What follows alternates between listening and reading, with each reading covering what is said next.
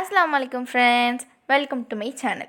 இன்னைக்கு நம்ம சேனல்ல ஒரு சூப்பரான டேஸ்டியான எண்ணெய் கறி எப்படி பண்றதுன்னு பார்க்க போறோம். இது பக்ரீத் நாள் அன்னைக்கு செய்யக்கூடிய ஒரு ஸ்பெஷலான ரெசிபி. எல்லா வீட்லயுமே கண்டிப்பா செய்வாங்க. இது ஒரு வாரம் ஆனாலும் கெட்டு போகாம இருக்கிறதுக்கு என்ன பண்ணணும்ங்கறத இந்த வீடியோல நான் சொல்லியிருக்கேன். அதனால வீடியோ ஸ்கிப் பண்ணாமல் லாஸ்ட் வரைக்கும் பாருங்க. அதுக்கு முன்னாடி நம்ம சேனல் முயிஸை இன்னும் சப்ஸ்கிரைப் பண்ணாதவங்க கீழே red colour subscribe button click பண்ணி சப்ஸ்கிரைப் பண்ணிக்கோங்க.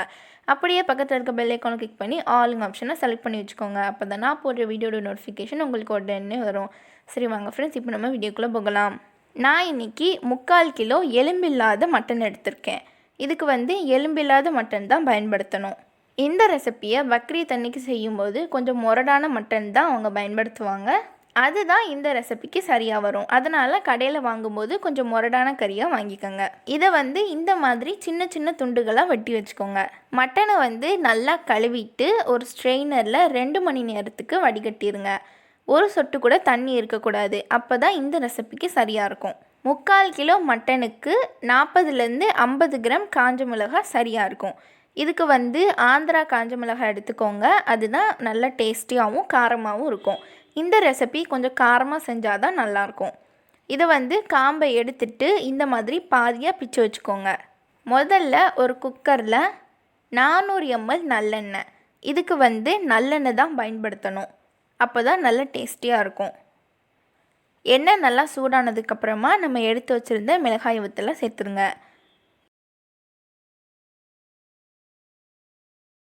இது லேசாக பொரிஞ்சு வந்ததுக்கப்புறமா 1 ஸ்பூன் இஞ்சி பூண்டு பேஸ்ட்டு. இந்த இஞ்சி பூண்டு பேஸ்ட்டு கரம் மசாலாவும் சேர்த்துருக்கு. அந்த ரெசிபியை நம்ம சேனலில் ஆல்ரெடி போட்டிருக்கோம். அதை நீங்கள் இன்னும் பார்க்கலன்னா அதோட லிங்க்கை நான் டிஸ்கிரிப்ஷனில் தரேன், நீங்கள் போய் பார்த்துக்கோங்க. இப்போ இதை நல்லா வதக்கிடுங்க. இஞ்சி பூண்டு பேஸ்ட்டு நல்லா வதங்கினதுக்கப்புறமா நம்ம எடுத்து வச்சுருந்த மட்டனை சேர்த்துருங்க.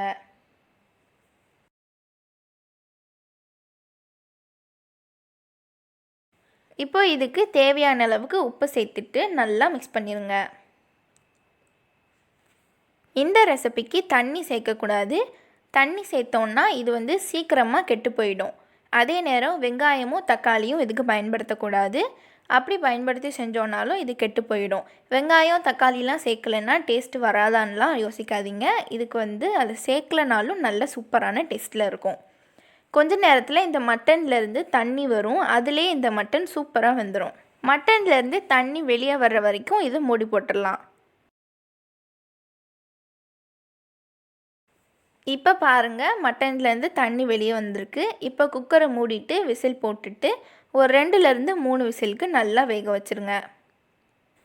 எனக்கு சரியாக 3 விசில் ஆயிருக்கு. இப்போ பாருங்கள், நம்ம மட்டன் சூப்பராக வெந்து வந்துருச்சு. இப்போது இதில் உள்ள தண்ணியெல்லாம் நல்லா வற்றுற வரைக்கும் மூடி போட்டுருங்க. தண்ணியெல்லாம் நல்லா வற்றி எண்ணெயும் மட்டனுமா இருக்கணும். அதுக்கு ஒரு 2லேருந்து 3 நிமிஷம் ஆகும். இப்போ பாருங்கள், தண்ணியெல்லாம் நல்லா வற்றி எண்ணெயும் மட்டனுமா இருக்குது. இதுதான் சரியான பக்குவம். அவ்வளோதான் ஃப்ரெண்ட்ஸ், நம்மளோட சூப்பரான டேஸ்டியான எண்ணெய் கறி ரெடி ஆயிடுச்சு. இதை நீங்களும் வீட்டில் ட்ரை பண்ணிவிட்டு எப்படி இருக்குன்னு கமெண்ட்டில் சொல்லுங்கள். இந்த வீடியோ உங்களுக்கு பிடிச்சிச்சுன்னா லைக் பண்ணுங்கள், உங்கள் ஃப்ரெண்ட்ஸ் அண்ட் ஃபேமிலிக்கு ஷேர் பண்ணுங்கள். மறக்காமல் நம்ம சேனல் முயிஸ்க்கு சப்ஸ்கிரைப் பண்ணிக்கோங்க. இதே மாதிரி இன்னொரு சூப்பரான வீடியோவில் இன்ஷா அல்லாஹ் உங்களை சந்திக்கிறேன். அஸ்ஸலாமு அலைக்கும் ஃப்ரெண்ட்ஸ்.